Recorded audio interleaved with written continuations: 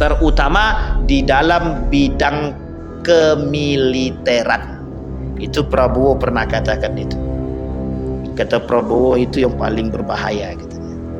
Nah, itu harus kita cari tahu Bapak Ibu. 2025 Asia Pacific Rebalance itu ada permainan-permainan militer di Asia. Dan itu termasuk kita juga harus ikut campur.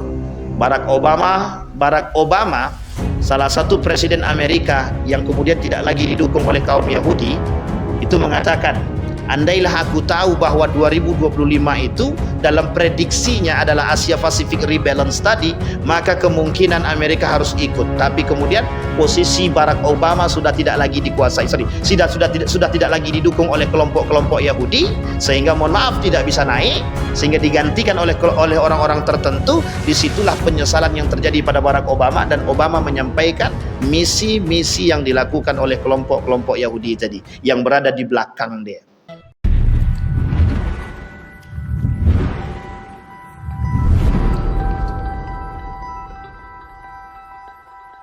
Baik Bapak Ibu sekalian yang berbahagia, malam hari ini kita akan coba tuntaskan kajian kita tentang mengapa Yahudi berprestasi.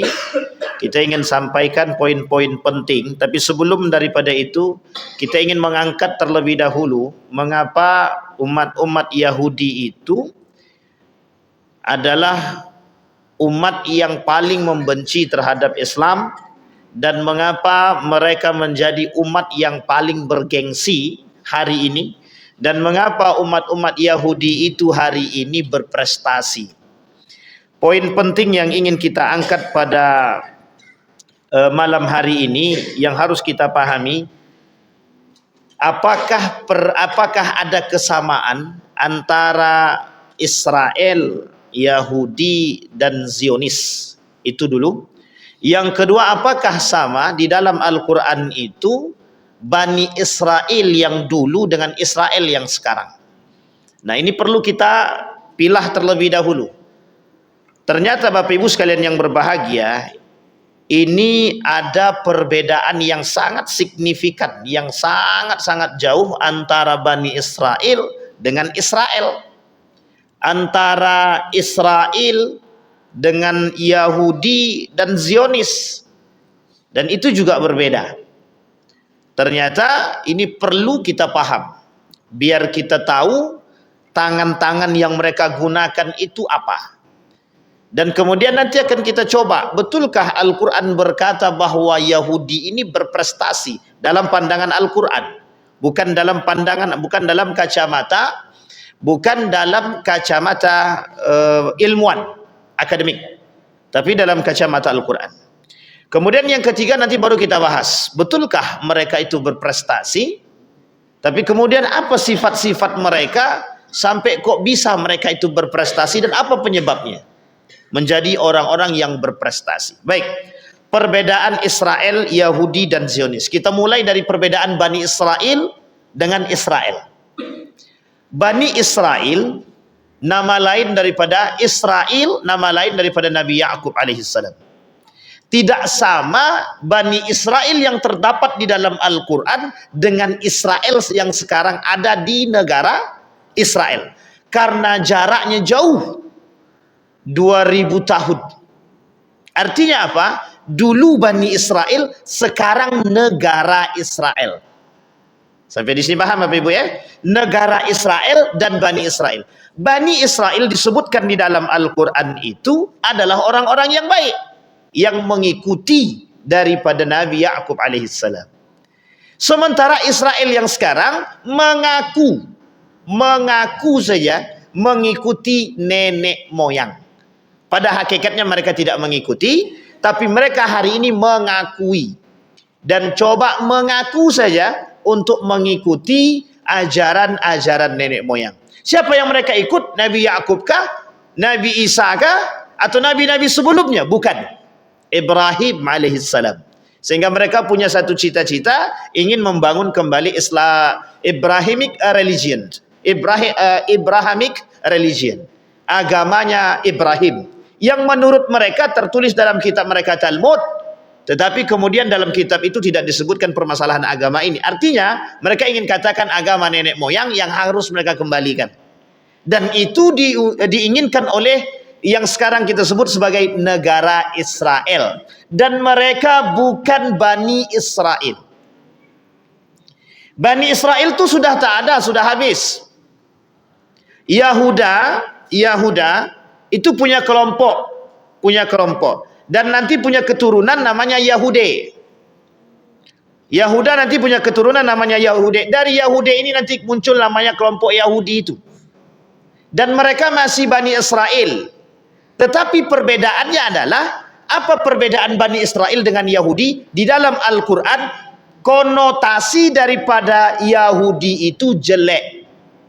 Jadi secara umum Al-Quran berbicara tentang Yahudi adalah berbicara tentang kejelekan daripada karakter-karakter orang-orang Yahudi. Tapi Bani Israel tidak. Ya Bani Israel azkuru ni'mati allati an'amtu alaikum. Tidak. Tapi apa salah satu sifat daripada Bani Israel yang membuat Allah mengancam mereka? Pembangkangan. Dan itu disebutkan dalam Al-Quran, dalam hadis Nabi. Bani Israel ini pada hakikatnya kelompok baik. Orang-orang yang mengikuti ajaran-ajaran Allah yang berasal dari Nabi dia. Dan mereka selalu mengikuti.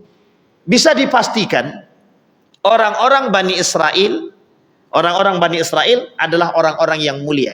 Yang inilah yang Allah sebut di dalam Al-Quran, wa anni faddaltukum 'alal alamin. Jadi yang disebutkan oleh Allah di dalam Al-Quran, kami lebihkan atasmu, atau kalian punya kelebihan. Sampai di sini paham Bapak ya? Privilege kalau bahasa gaulnya. Mereka punya kelebihan, diberikan kelebihan oleh Allah. Apa kelebihan mereka? Keutamaan. Jika mereka beriman kepada Allah. Maka kalimatnya wa anni faddaltukum 'alal alamin. Wahai Bani Israel, kalau kalian beriman kepadaku, kata Allah, semua kelebihan-kelebihan itu ada pada diri kalian. Kenapa tidak? Karena mereka sudah dianggap yang paling mulia oleh Allah. Karena ketika itu berasal daripada keturunan Ibrahim. Salah satu kelompok yang berada di tangan, salah satu kelompok yang memiliki banyak para nabi, Bani Israel. Bukan yang lain. Quraisy tidak. Quraisy cuma satu nabinya, Nabi Muhammad sallallahu alaihi wasallam. Tapi pada hakikatnya Nabi Muhammad sampai jalurnya ke Ibrahim. Artinya sebenarnya sama, hanya saja jauh sekali jarak dia. Sementara kaum Bani Israel tidak, pada Isa alaihissalam. Ketika Nabi Isa sampai ke atas itu jarak tempuhnya dekat. Kapan terpisahnya ini? Dan itu antara satu kaum dengan kaum yang lain berbeda pendapat, berbeda tentang penamaan mereka. Sam'un misalkan, Levi misalkan, Yahuda misalkan. Kemudian siapa lagi? Ada Isya misalkan, Nabi Yusuf misalkan. Itu semua beda-beda. Meskipun dalam satu naungan Bani Israel. Tapi kelak mereka punya kelompok-kelompok sendiri. Salah satu di antara kelompok tersebut ada yang disebut dengan Yahuda. Nah, Yahuda ini nanti punya pengikut yang disebut dengan Yahudi. Yang nanti kelompok ini berubah menjadi agama. Sebelum dia menjadi agama, Yahudi ini adalah disebut dengan Yahudi. Yahudi ini adalah sekte. Sekte Yahudi ini berasal dari kelompok-kelompok pengikut Yahuda. Jadi turunannya harus jelas dulu. Yang pertama kita kaji dari Bani Israel sudah dapat. Bani Israel adalah Yakub alaihissalam. Israel itu nama lain daripada Nabi Yakub. Nah, nama lain daripada Nabi Yakub tadi Israel, kemudian punya anak, ada banyak anaknya, dan kemudian anak-anaknya punya kelompok masing-masing. Ketika mereka pindah ke Mesir, lama bertahan di Mesir, kemudian setiap orang di antara mereka pada minggat. Pada keluar daripada kota Mesir, ada yang hinggap di perbatasan, ada yang menginap di tempat lain dan lain sebagainya, keluar dari kota Mesir, dan mereka semua membangun satu peradaban sendiri, termasuklah salah satunya Yahuda. Apakah Yahudi sekarang itu sama dengan Israel? Apakah Yahudi ketika itu sama dengan Israel? Sama dengan Bani Israel? Tidak. Ketika itu Yahudi itu adalah mereka pengikut agama-agama atau sekte-sekte Yahudi. Yahudi itu adalah nama lain daripada pengikut sekte Yahudi, meskipun masih daripada garis keturunan Bani Israel, meskipun dari garis keturunan Bani Israel, tetapi pengkhianatan yang dilakukan oleh Yahudi atau Yahudi ini lebih banyak Allah sebutkan di dalam Al-Quran dan diancam. Maka konotasi untuk Yahudi itu jauh lebih jelek ketimbang konotasi Israel. Bani Israel punya karakter yang jelek, punya pembangkang. Bani Israel punya karakter yang jelek, punya pembantah. Punya karakter yang buruk, punya merasa paling benar, keras kepala. Itu karakter Bani Israel. Jadi kalau Bani Israel itu sudah punya nabi, di awal-awal mereka taat. Boleh lihat setiap jalur para nabi, mulai dari Nabi Yakub alaihissalam sampai ke bawah Nabi Isa, sama. Sampai-sampai Nabi Isa mau dijadikan Tuhan. Sampai-sampai Nabi Isa mau dijadikan Tuhan. Ini urutan. Kapan mereka melakukan pembangkangan? Ketika mereka sudah bosan. Ketika mereka sudah tidak tahu lagi arah. Ketika mereka sudah merasa muak dengan kehidupan mereka. Ketika keangkuhan mereka mulai naik. Disinilah karakter-karakter kaum Bani Israel yang disebutkan di dalam Al-Quran sebagai karakter-karakter pembangkang. Sampai di sini paham ya Bapak Ibu ya? Baik. Sekarang pertanyaannya, ada Zionis Ustaz. Nah, ini lain lagi ceritanya. Ini baru Bani Israel dengan Yahudi yang tertulis dalam Al-Quran. Konotasinya Bani Israel itu baik, meskipun di antara Bani Israel itu ada yang tidak baik. Sama, Yahudi di dalam Al-Quran konotasi untuk keumumannya jelek, tapi masih ada yang baik. Tapi sedikit baik, banyak buruknya. Kalau Bani Israel banyak baiknya, sedikit buruknya. Sekarang kita kembali kepada Zionis. Sebelum masuk ke Zionis, kita harus paham dulu Israel yang sekarang. Israel yang sekarang itu ketika Theodor Herzl. Theodor Herzl itu salah satu salah seorang pemuka Yahudi yang berada di Jerman. Namanya Theodor Herzl, yang meminta kepada Sultan Abdul Hamid II tanah untuk kehidupan penduduk Israel ataupun Yahudi. Penduduk Israel sebelum berdiri negara Israel. Oke Bapak Ibu ya. Nah, ini pahamin dulu. Setelah dapat tanah itu oleh Sultan Abdul Hamid tidak dikasih. Tapi kata dia 50 tahun yang akan datang kelak kami dapatkan tanah itu pasca Kemal Ataturk. Kemal Ataturk memberikan tanah tersebut untuk penduduk-penduduk yang mohon maaf Yahudi imigran tadi, untuk kembali ke negara asal mereka di Palestina. Diberikan tanah oleh mereka, diberikan tempat, diberikan kedudukan. Terbangunlah satu tempat yang kelak menjadi negara Israel. Sampai di sini paham Bapak Ibu? Baik, negara Israel di sini bekerja sama dengan komplotan-komplotan dan sekte-sekte Yahudi yang ada di berbagai macam negara sebagai penguat negara Israel. Artinya, sebelum terbentuk negara Israel ini, sudah ada perkumpulan kaum Yahudi untuk membangun satu tempat sebagai sentral untuk tujuan dan misi mereka. Nah, jadi begitu Bapak Ibu. Jadi ini beda jauh antara Bani Israel dahulu dengan Bani Yahudi dahulu.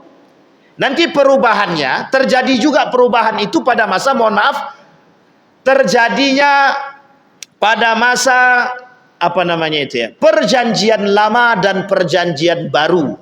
Nah, ini bukan untuk agama kita, Kristen, yang kelak terbagi dua, ada Protestan, ada Katolik. Sebagian di antara para pengikut ini benci terhadap agama tersebut, pindah ke agama Yahudi.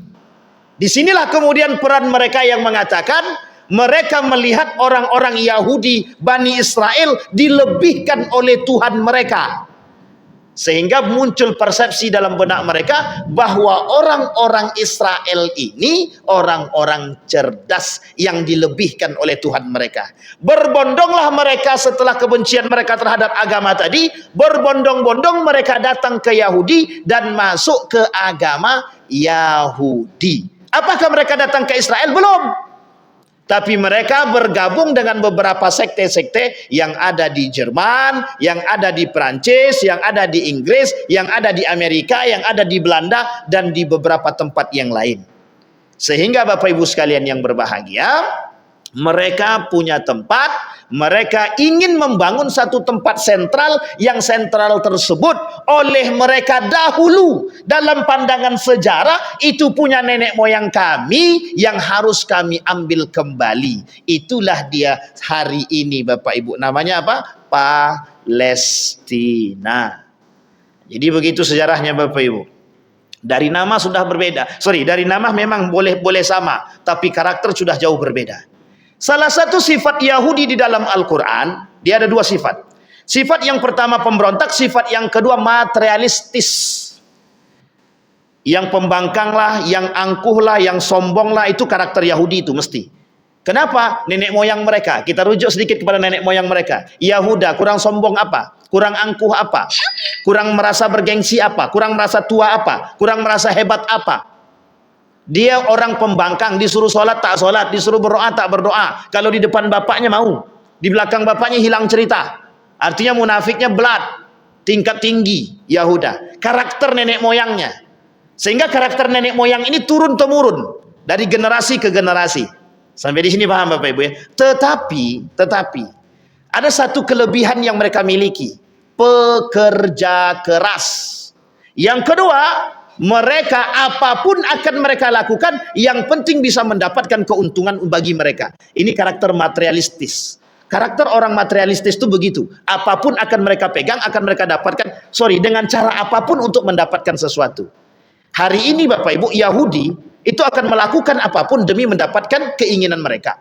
Hari ini apa yang tidak mereka pegang? Dunia dalam genggaman mereka. Hanya kelompok kecil yang disebut dengan secret society, hanya disebut dengan Rothschild, hanya beberapa orang bisa memegang dunia dengan jumlah 14 juta. Ada yang mengatakan 12 juta, ada yang mengatakan 14 juta memegang dunia. Tapi umat muslim masih matanya tertutup, masih pada tidur, belum pada bangun.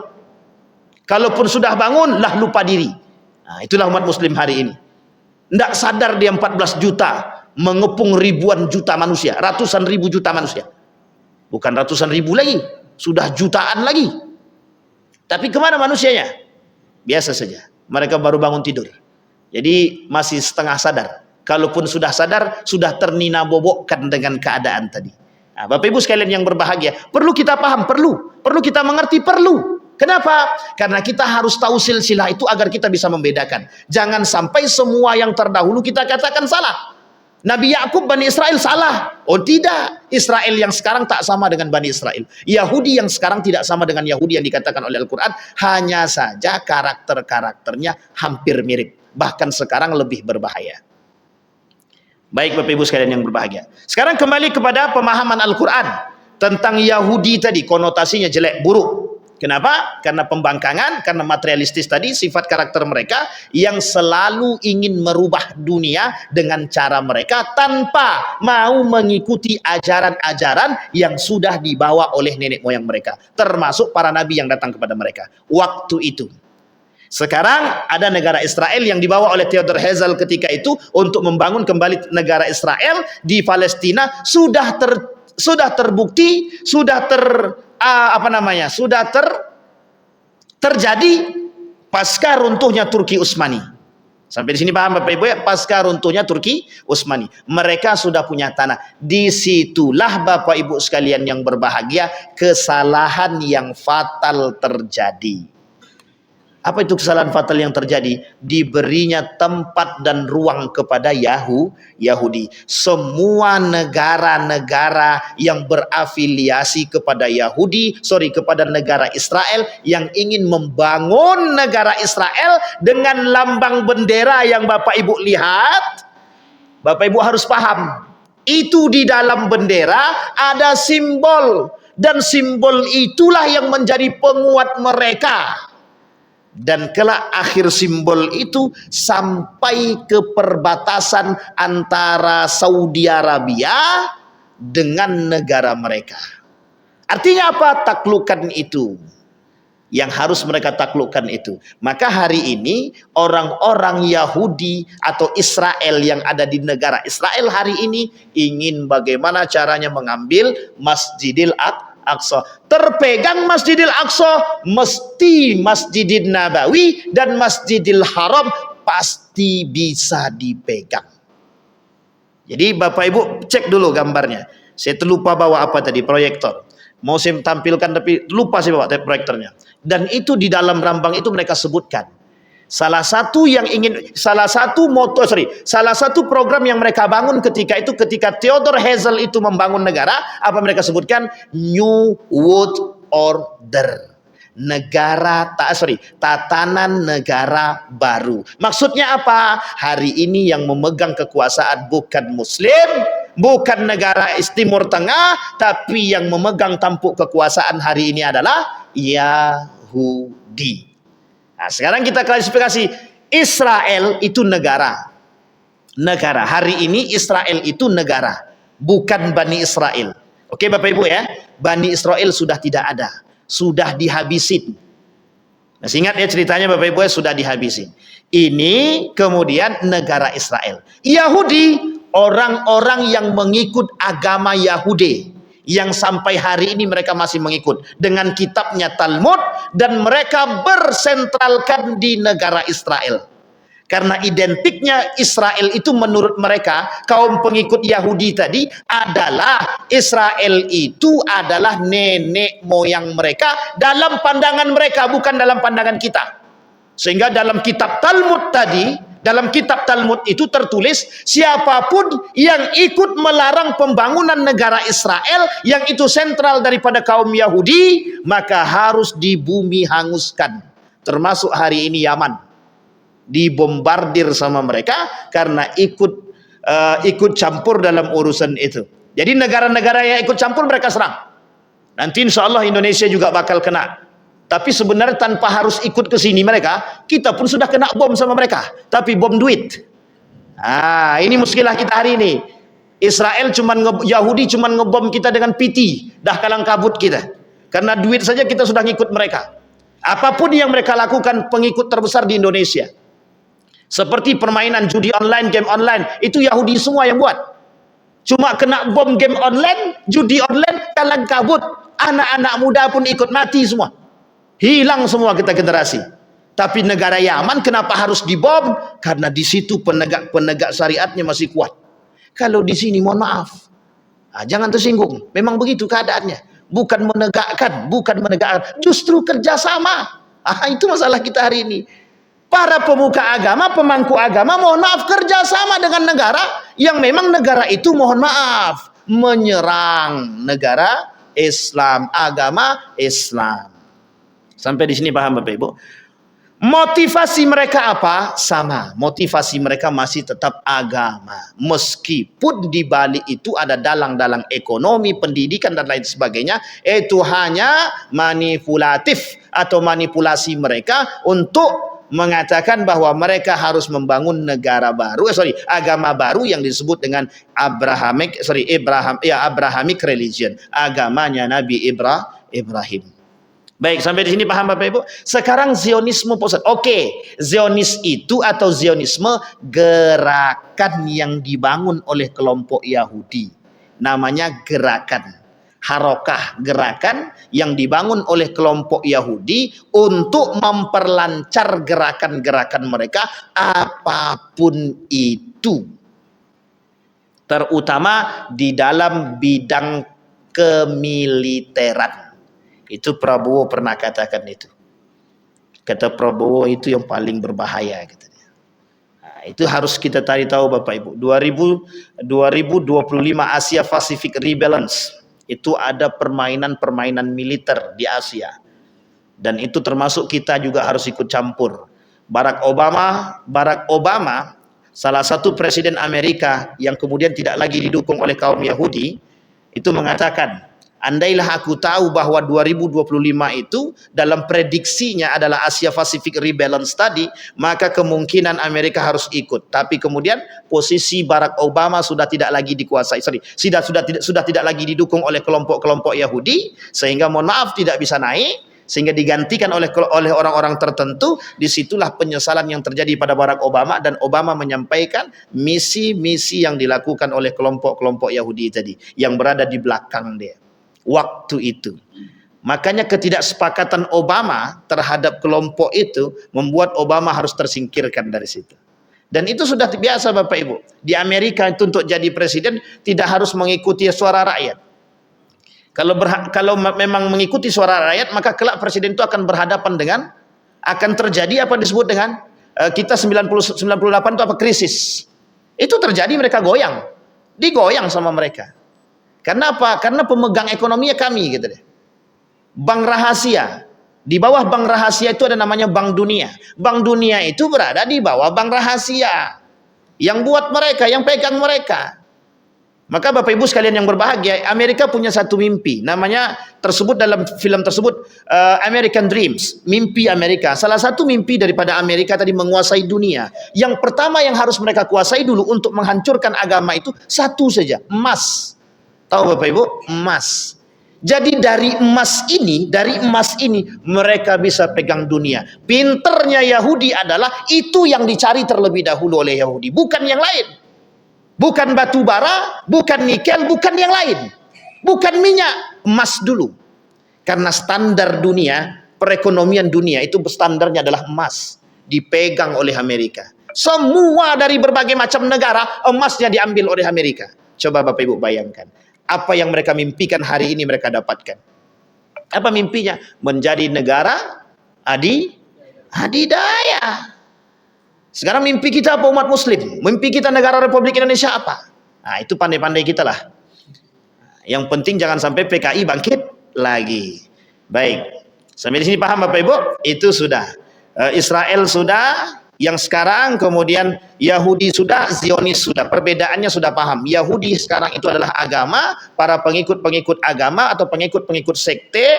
Yang kemudian Zionis adalah gerakan-gerakan yang mereka lakukan, gerakan-gerakan di bawah kelompok-kelompok Yahudi yang dibangun oleh Israel untuk membangun kekuatan-kekuatan mereka dan menjalankan misi-misi mereka baik dalam segala bidang. Bapak Ibu, dalam Yahudi itu banyak gerakan, banyak program, banyak kelompok. Nanti ada namanya Freemasonry, ada namanya Rockefeller, ada namanya Rothschild, itu nama-nama dan itu berbeda-beda dari setiap negara. Ada yang di Amerika, ada yang di Jerman, ada yang di Belanda, ada yang ini dan lain sebagainya. Dalam buku The Invisible Hand, dalam buku Invisible Hand itu tertulis semua Bapak Ibu tentang program-program mereka. Dalam buku Ensiklopedia Yahudi sama. Sekarang kita masuk poin kita yang kedua Bapak Ibu. Apakah mereka itu yang disebutkan oleh Al-Quran? Bukan. Yang disebutkan oleh Al-Quran adalah Bani Israel pada masa dahulu dan Yahudi pada masa dahulu. Hanya saja karakter-karakternya itulah yang diambil oleh mereka, yang dituliskan dalam kitab Talmud mereka, bahwa orang-orang Israel itu pintar, cerdas. Dan itu yang kemudian mereka tanam dalam diri mereka Bapak Ibu. Yang ditanam dalam diri mereka adalah bahwa Israel itu cerdas, bahwa Yahudi itu pintar.